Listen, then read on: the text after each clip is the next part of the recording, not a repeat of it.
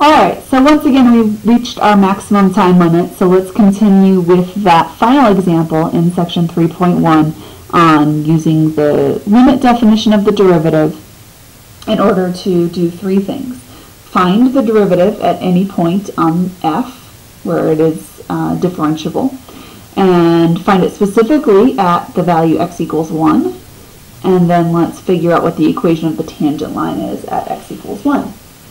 So once again we have the formula here for the limit definition of the derivative, and the first thing that we need to do is get the two y values. So what is f of x plus h, and what is f of x? So f of x plus h can be found by taking x plus h and plugging it into f, and in this case that is x cubed plus 4x. So I'm taking x plus h and cubing it and adding that to 4 times x plus h. So why don't we pause here for a minute for you all to try to algebraically work through that, and then we'll come back and we'll put it all together. Here we are back with the calculations completed for f of x plus h, which definitely is the most lengthy part of this problem and of most problems where you're doing this kind of work, finding the derivative using this long limit definition. So here I had to take x plus h and cube it. So let me just remind you that the easiest way, in my opinion, to do that is to start by squaring it, which I can do quickly, and then take that, whoops, that doesn't have a square anymore. That's my mistake there. So we're taking this squared binomial and we're multiplying it by another x plus h. So we just have to distribute 6 times there to get all of these different terms. And then, of course, don't forget about your 4x plus 4h. Now, you should have noticed that you had some like terms to combine. So we had these guys here that were like terms. This one should go all the way across. It's 2x squared h. And then we also had these guys here that were like terms to combine. So in the end, my f of x plus h is x cubed plus 3x squared h plus 3xh squared plus h cubed plus 4x plus h. So if you didn't get that, you might want to pause here and try to work through that one more time. Make sure you understand all of those components. All right, let's get some new paper going here. All right, so I've got the limit as h approaches 0 of f of x plus h, which I'm going to replace with all of that, x cubed plus 3x squared h plus 3xh squared plus x cubed plus 4x plus 4h. So that's my f of x plus h.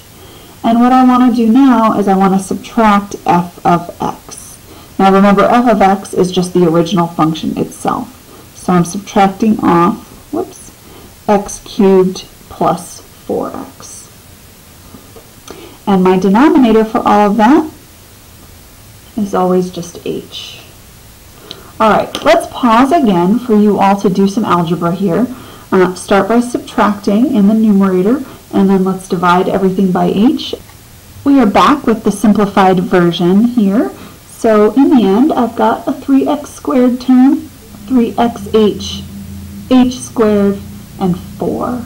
So remember, we canceled out any common terms up in the numerator when we subtracted, and then what we're left with is every single term that has an h in it, so that we're dividing everything by h, and here we are. So the last step to calculate the derivative of this function is to figure out what the limit is as h approaches 0. Now, this is a polynomial expression, so we can use direct substitution. We're just plugging h in, or plugging 0 in for h, I should say. And so when I've plugged 0 in for h, my final answer for the derivative of this function is 3x squared plus 4. Okay, so that is my derivative f prime of x. Alright, so that was only the first part to a 3-parter. We also want to find the derivative specifically at the value x equals 1 in order to find the slope of the tangent at that point, and then write the equation of the tangent line. So let's finish it off. So f prime of 1 can be found by plugging 1 into my derivative equation, 3x squared plus 4. Plugging 1 in gives me 7. Okay, now I need to write the equation of the tangent line.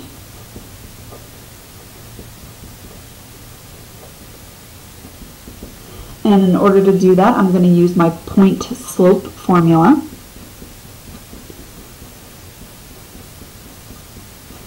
And so that means I actually need a point. Well, I need a slope too. But the slope we just found out was 7. The slope of the tangent line at the value x equals 1 is 7. The point occurs when the x value is 1. That's specifically what we asked for. And so we also need to figure out what the y-coordinate is here. So remember, to do that, we're just going to take the original function f and plug 1 in. So the original function was x cubed plus 4x, and if we plug 1 into that, we get a value of 5. All right, last step. Equation of the tangent line using the point slope formula. Y minus y1 equals m times x minus x1. And it's nice to simplify these and get the y all by itself. So I'm distributing 7x minus 7, and then I'm adding the 5 over to the other side.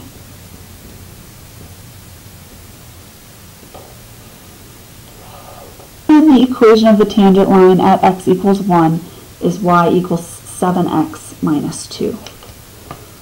Let's finish this off by showing the graph and making sure that it all makes sense.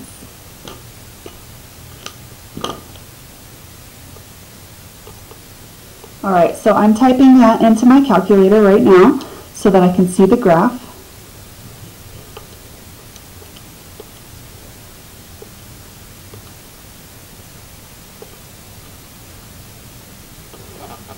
Okay, so I can show you what I have, x cubed plus 4x. And here's the graph of that original function, a cubic. And again, the specific value, x equals 1, has a corresponding point right up here at 5. And I'm also going to graph the equation of the tangent line at that specific point, x equals 1, or the point 1, 5.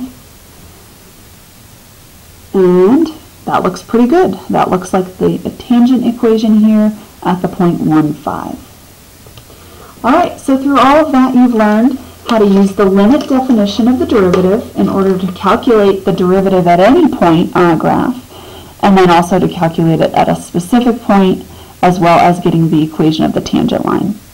Don't forget what the derivative means, what it represents, when you're allowed to find a derivative, also known as differentiability, as well as some of the notational aspects we talked about today.